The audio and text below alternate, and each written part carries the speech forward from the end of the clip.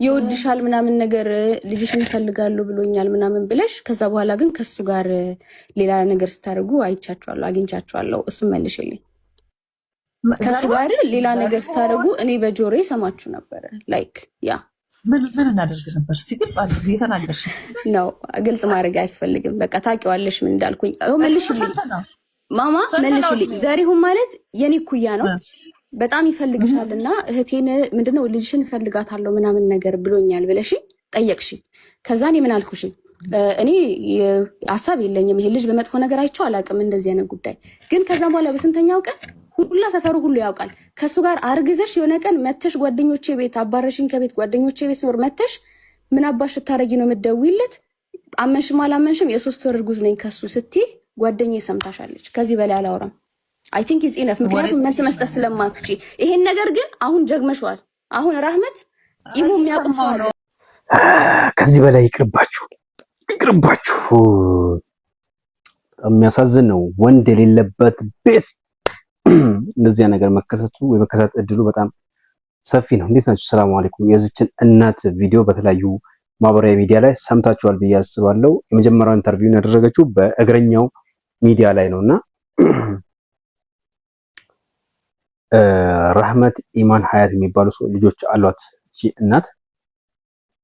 እናታቸውን በሚዲያ ላይ በተለይ በቲክቶክ ላይ ከፍ ዝቅ ሲያደርጓቸው ትናንትና ላይቭ ላይ ያየው ነበር። በሀቢባ ላይቭ ላይ በጣም ነው ያዘንኩት። አንድ ልታውቁ የሚገባው ነገር እናት ምንም ቢሆን እናት ነች።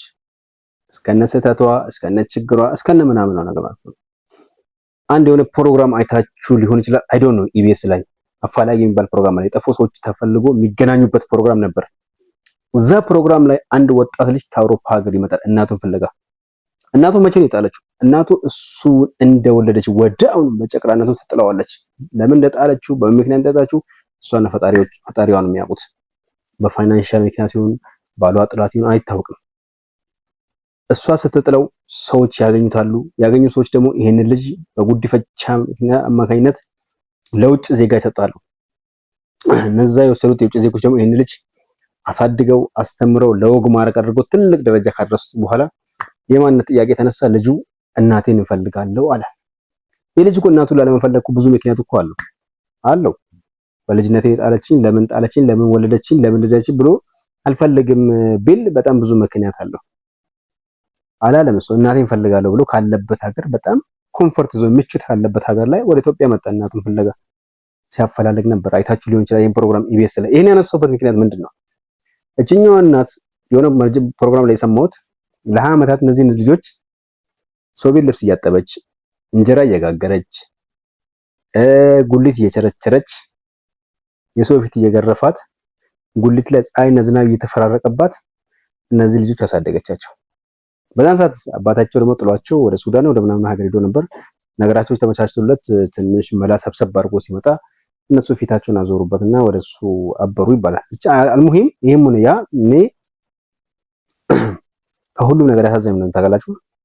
እናታችሁ ምንም ነገር ብትሆን ነውሯን መሸፈን መደበቅ ስህተትም ቢኖር እንጂ ከሆነ ሰው ጋር እንዲህ ስታረጊ ነበር ሰምቼ ነበር አይባልም። ለዚህ ነው ረሱል ሰለላሁ ዐለይሂ ወሰለም ጀነት በእናት እግር ስር ናት ያሉት። እነዚህ ሰዎች በእናታቸው ሳይሆን በጀነታቸው ላይ እየቀለዱ እያላገጡ ያሉት። በጣም ያሳዝናል። በጣም እናትን የምታክል ነገር በአደባባይ ስንት ሺህ ሰው እያየ ማዋረድ ከፍ ዝቅ ማድረግ በጣም ነው የሚያሳዝነው ማለት ነውና እኔ ወላሂ በጣም ነው ያፈርኩት፣ በጣም ነው ያዘንኩት። ብዙ ሰዎች ምን አለበት እናቴ በህይወት በኖረችልኝ፣ ምንም ሆና በኖረችልኝና የፈለገችውን ነገር ባደረኩላት፣ የፈለገችውን ነገር በሆንኩላት የሚሉበት ዘመን ላይ ነው። እቺ እናት ምንም ነገር ስህተት እንኳን ቢኖርባት እንኳን እነዚህ ልጅ ብትረግማቸው ኢሚዲየትሊ ታጥፋቸዋለች። ለዚህ ነው ይባላል አንድ ወጣት የሆነ ጊዜ አንድ ዓሊም ጋርና ጥያቄ ጠይቀለ። እናቴ እንደወለደችኝ ጣለችኝና አክስቴ ናት ያሳደገችኝ፣ ያስተማረችኝ፣ ለወግ ማድረግ ያደረገችኝ፣ ያደረሰችኝ እና አሁን እኔ የእናት ሐቅ አለብኝ እንደ ብሎ ሄዶ ዓሊሙ ይጠይቃቸዋል። ዓሊሙ ፈገግ አሉና እናት አላረገዘችም እንደ ያሉት አርግዛኛለች እና አመጣ አልወለደችም ወልዳኛለች። እናትን ውለታ በምንም ነገር መተካት አትችልም፣ ከፍለ መጨረስም አትችልም አሉት።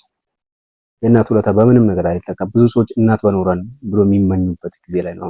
ስለዚህ በህይወት ያላችሁ አላህ ያቆይላችሁ። ለይና እንደኔና እናትና አባቶች በህይወት ላይ ሁሉም አላህ በፍርዶስ ያኖርላችሁና እናት ያላችሁ ተንከባከቡ፣ እንደዚህ አታርጉ ለማለት ነው። ቪዲዮን ከወደዳችሁ ላይክ፣ ሼር፣ ሰብስክራይብ በማድረግ ቤተሰቡ ነው። ሰላሙ አለይኩም።